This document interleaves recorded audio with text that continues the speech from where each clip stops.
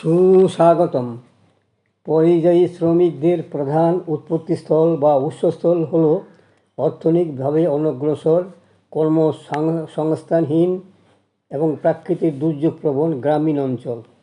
ভারতের পশ্চিমবঙ্গ, বিহার, উত্তরপ্রদেশ, উড়িষ্যা, ঝাড়খণ্ড এবং কোচবিহার, জলপাইগুড়ি ও শিলিগুড়ির দার্জিলিং ও আসামের চা বাগান এলাকায় গুলি হল প্রধান উৎসস্থল। কাজের খোঁজে, ঋণের দায় ও উন্নত জীবনের আশায় এরা শহর বা বিভিন্ন রাজ্যে পাড়ি জমায়। পরিযায়ী শ্রমিক হলো তারা যারা কাজের সন্ধানে নিজের বাসস্থান বা দেশ ছেড়ে অন্য স্থানে সাময়িকভাবে কাজ করতে যান। এই শ্রমিকরা সাধারণত যেখানে কাজ করেন সেখানে স্থায়ীভাবে বসবাসের উদ্দেশ্যে যায় না। কোভিড-19 সময় অতিমারির ফলে এবং এনআরসির সময় বাংলাভাষী মানুষের জীবনের ঝুঁকি এবং সমস্যাগুলি প্রকট হয়ে উঠেছিল। ভারতে বেশি সংখ্যক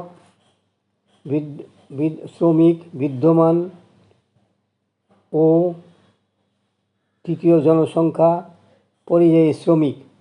ভারতে প্রায় 486.67 মিলিয়ন শ্রমিকের মধ্যে পরিযায়ী শ্রমিকের সংখ্যা 14 কোটি।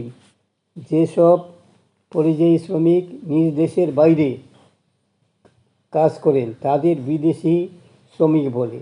তাদেরকে এক্সপেট্রিয়েট বা অতিথি শ্রমিকও বলা হয়।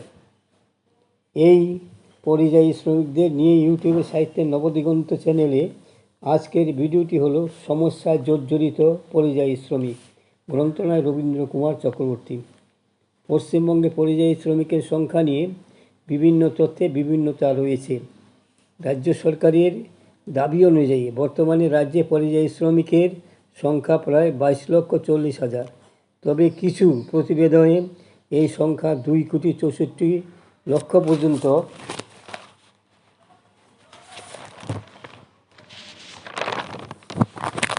হতে পারে বলে উল্লেখ রয়েছে।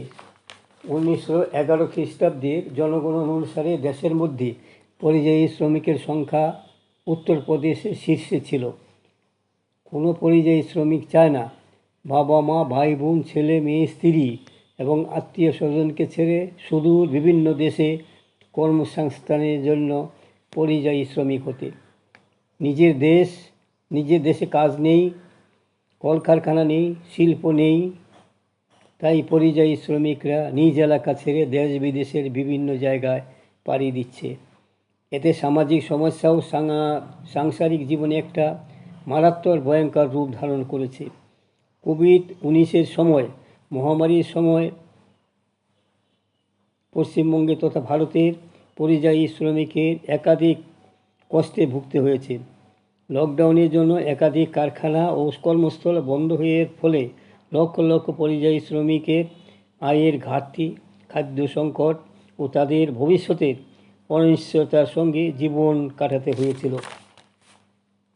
এরপরে পরিযায়ীদের বিশেষ ভাগ পরিবার ক্ষুধার্ত হয়ে পড়েছিল।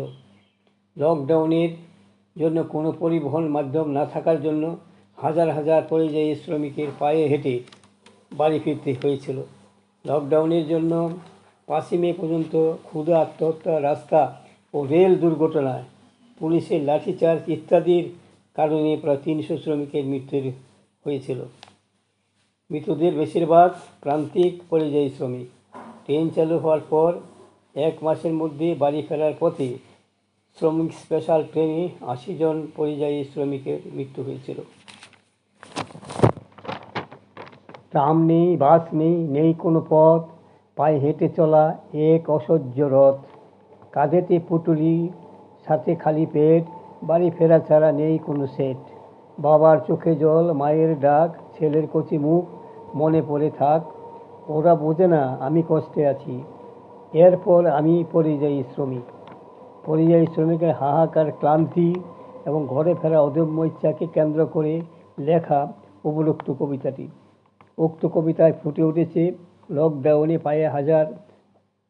লকডাউনে হেঁটে পায়ে হাজার মাইল পথ পাড়ি দেওয়া, খাবারের অভাবে প্রিয়জনে হাহাকার, ভিন দেশের কাজ হারানোর ব্যথা, পরিচয় শ্রমিক নিয়ে লেখা অন্য একটি কবিতায় কবি বলেছেন, আমি পরিযায়ী শ্রমিক, আমায় একলা চলতে হয়, একলা হাতে গড়তে থাকো মরণ কিংবা জয়, ঝড় ঝঞ্ঝাট উপেক্ষা করে অট্টালিকা গড়ি, আমি হলাম পরিযায়ী শ্রমিক, বাঁচি কিংবা মরি, বুকে জ্বালা বুকেই রাখি, পরিবার পরিজনকে ছাড়ি, বঞ্চিত পরিযায়ী শ্রমিকের দীর্ঘশ্বাস ও অধিকারের কথা ফুটে উঠেছে কবিতার ছন্দে, যেখানে মালিকের শোষণ পৃষ্ঠ শ্রমিকের হাহাকার ফুটে উঠেছে।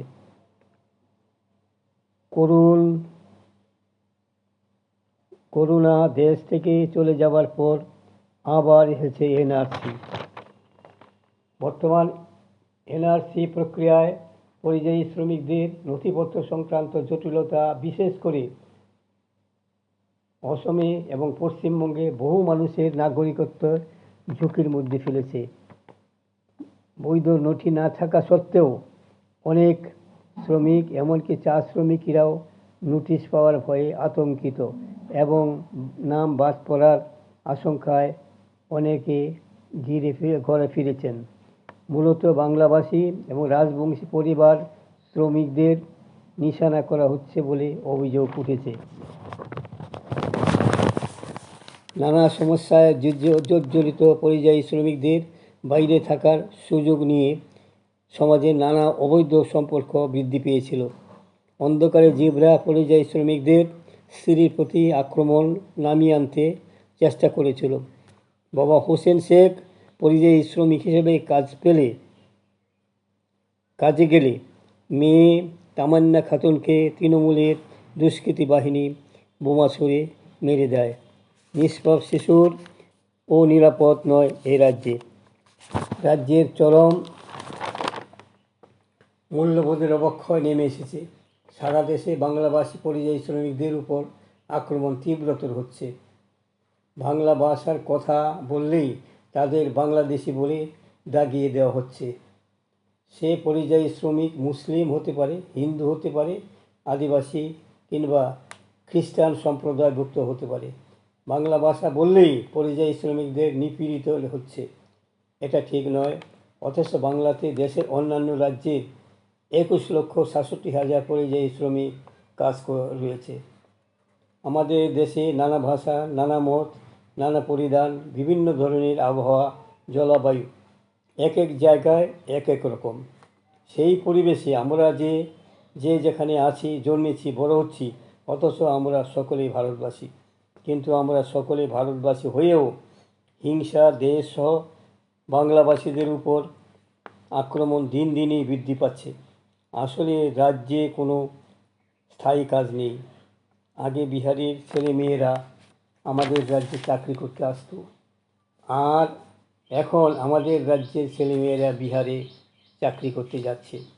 এই হলো পশ্চিমবঙ্গের অবস্থা। রাজ্যে কর্মসংস্থান সৃষ্টি করে রাজ্যে কাজের ব্যবস্থা করতে হবে, দাবি নিয়েই রাজ্যবাসীকে মুখর হতে হবে। তৎসহ শ্রম দিয়ে মানুষ দয়া চায় না, চায়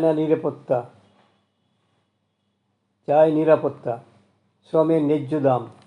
শুধু এই পরিযায়ী শ্রমিকদের সংগঠিত করে সুশৃঙ্খলভাবে সংগ্রামের পথে এগিয়ে যেতে হবে।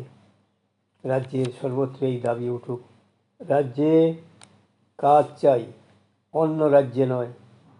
পরিযায়ী শ্রমিক সহ অন্যান্য শ্রমিকদের এবং কৃষক, ক্ষেত মজুর, কর্মরত মহিলা সহ বুদ্ধিজীবী মানুষ একাকার হয়ে ঐক্যবদ্ধভাবে আন্দোলন চালিয়ে যেতে হবে পশ্চিমবঙ্গের শান্তি, সমৃদ্ধি ও প্রগতির জন্য।